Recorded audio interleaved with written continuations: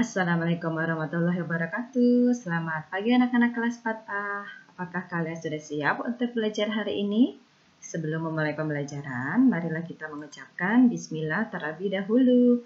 Bismillahirrohmanirrohim. Hari ini kita memasuki tema 4, subtema 1, pembelajaran 6. Ada 2 mata pelajaran yang akan kita bahas. Pertama, bahasa Indonesia dengan materi unsur-unsur cerita. Kedua, PPKN dengan materi nilai-nilai yang terkandung dalam sila-sila Pancasila. Mari anak-anak kita mulai dengan pembelajaran pertama, yaitu bahasa Indonesia. Unsur intrinsik cerita. Unsur intrinsik cerita adalah unsur pembangun yang membangun cerita dari dalam. Unsur intrinsik cerita terdiri dari 1. Tema, 2. Tokoh dan penokohan, 3. Latar, 4. Alur, 5. Sudut pandang, 6. Amanah. Kita akan membahas unsur-unsur intrinsik satu persatu. Dimulai dengan tema. Tema adalah ide dasar yang membangun sebuah cerita. Tema umumnya bersifat tersirat. Artinya, kita harus membaca atau melihat cerita secara keseluruhan agar memahami tema tersebut. Contoh dari tema misalkan tema persahabatan, tema perjuangan, dan sebagainya. Yang kedua ada tokoh dan penokohan. Tokoh adalah karakter yang terlibat dalam sebuah cerita. Berdasarkan keterlibatannya dibagi menjadi 2, yaitu tokoh utama dan tokoh pembantu. 1. Tokoh utama. Tokoh utama adalah tokoh yang mendominasi cerita. Tokoh utama sering disebutkan atau sering muncul dalam sebuah cerita. Kedua, ada yang namanya tokoh pembantu. Tokoh yang melengkapi sebuah cerita. Tokoh pembantu hanya muncul sekali atau beberapa kali saja dalam cerita. Selanjutnya, tokoh berdasarkan perannya dibagi menjadi 2. Pertama, tokoh protagonis, yaitu tokoh yang berperan sebagai orang berhati baik, selalu mengamalkan nilai-nilai ideal bagi pembaca. Kedua, tokoh antagonis, yaitu tokoh yang berlawanan dengan tokoh protagonis. Tokoh antagonis selalu menyebabkan konflik dan masalah. Lanjut dengan penokohan. Penokohan adalah penggambaran suatu tokoh baik dari segi fisik, watak, ataupun tingkah lakunya. Yang ketiga adalah latar. Latar adalah bagian dari cerita yang menggambarkan tempat, waktu, dan suasana dari sebuah kejadian dalam cerita. Keempat, alur. Alur adalah urutan peristiwa dalam cerita yang memiliki hubungan sebab akibat. Jenis-jenis alur. 1. Alur maju. Sebuah cerita dikisahkan dari awal hingga ke akhir cerita. Misalkan, cerita seorang anak yang dimulai dari kecil hingga menjadi dewasa. 2. Alur mundur. Sebuah cerita dikisahkan dari akhir cerita menuju kilas balik ke bagian awal cerita untuk menjelaskan mengapa akhir cerita dapat terjadi. Misalkan, cerita seorang kakek tua yang menjadi gelandangan, bercerita tentang masa mudanya. Yang terakhir ada yang namanya alur campuran.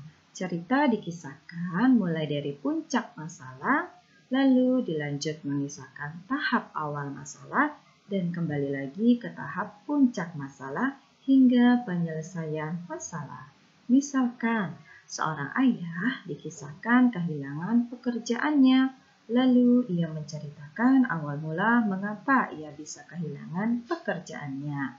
Setelah itu, dia menceritakan kegiatan yang dia kerjakan sekarang. Unsur yang kelima adalah sudut pandang. Sudut pandang adalah posisi pengarang dalam cerita. Jenis-jenis sudut pandang. 1. Orang pertama sebagai pelaku utama. Pengarang menempatkan dirinya sebagai pelaku utama dalam ceritanya. Sudut pandang ini memakai kata ganti aku. Kedua, orang pertama sebagai pelaku sampingan. Pengarang masih terlibat dalam cerita, tetapi hanya sebagai tokoh pendamping. Sudut pandang ini memakai kata ganti aku. 3. Orang ketiga serba tahu. Pengarang menempatkan diri sebagai orang di luar cerita, tapi ia mengetahui segala hal yang berkaitan dengan tokoh dalam cerita. 4. Orang ketiga sebagai pengamat. Pengarang menempatkan diri sebagai orang di luar cerita, tapi pengarang hanya menceritakan isi cerita dari sisi seorang tokoh saja. 6 adalah amanat. Amanat adalah pesan dan nilai-nilai yang ingin disampaikan oleh pengarang kepada para pembaca. Amanat dapat disampaikan melalui tokoh-tokoh cerita. Pembahasan materi bahasa Indonesia telah selesai. Kita lanjutkan dengan PPKN. Materi PPKN adalah nilai-nilai yang terkandung dalam sila-sila Pancasila. Kita bahas dari sila pertama, yaitu ketuhanan yang Maha Esa. Nilai yang terkandung yang pertama adalah keyakinan terhadap adanya Tuhan yang Maha Esa. Kedua, ketakwaan kita terhadap Tuhan yang Maha Esa, yaitu dengan cara mematuhi segala perintahnya dan menjauhi segala larangannya. Selanjutnya, saling menghormati dan menghargai antar pemeluk agama yang berbeda-beda. Yang terakhir, kebebasan menjalankan ibadah sesuai dengan agama dan kepercayaannya. Kedua adalah sila kedua yang berbunyi kemanusiaan yang adil dan beradab. Nilai yang terkandung: pertama, pengakuan terhadap adanya harkat dan martabat manusia. 2. Pengakuan terhadap keberadaan manusia sebagai makhluk yang paling mulia diciptakan Tuhan. 3. Menjunjung tinggi nilai kemanusiaan dan harus mendapat perlakuan yang adil terhadap sesama manusia. 4. Mengembangkan sikap tenggang rasa agar tidak berbuat semena-mena terhadap orang lain. Sila yang ketiga yaitu Persatuan Indonesia. Nilai yang terkandung menempatkan persatuan, kesatuan, kepentingan, dan keselamatan bangsa dan negara di atas kepentingan pribadi dan golongan. 2. Memiliki rasa cinta tanah air dan bangsa, serta rela berkorban untuk kepentingan bangsa dan negara. 3. Pengakuan terhadap keragaman suku bangsa dan budaya bangsa. Sila yang keempat, kerakyatan yang dipimpin oleh hikmat kebijaksanaan dalam permusyawaratan perwakilan. Nilai yang terkandung ada 5. Pertama, kedaulatan negara ada di tangan rakyat. 2. Manusia Indonesia sebagai warga masyarakat dan warga negara mempunyai kedudukan dan kewajiban yang sama. 3. Musyawarah untuk mencapai mufakat. 4. Mengutamakan kepentingan negara dan masyarakat daripada kepentingan pribadi dan golongan. 5. Mengutamakan musyawarah dalam setiap pengambilan keputusan. Sila yang terakhir adalah keadilan sosial bagi seluruh rakyat Indonesia. Berikut adalah nilai-nilai yang terkandung. 1. Mewujudkan keadilan dalam kehidupan bermasyarakat dan bernegara. 2. Keseimbangan antara hak dan kewajiban serta menghormati hak-hak orang lain. 3. Bersikap adil dan suka memberi pertolongan kepada orang lain. 4. Mengembangkan perbuatan-perbuatan terpuji yang senantiasa mencerminkan sikap dan suasana kekeluargaan dan kegotong royongan. 5. Cinta akan kemajuan dan pembangunan bangsa, baik material maupun spiritual. Anak-anak kelas 4A, selesai sudah untuk materi bahasa dan PPKN hari ini.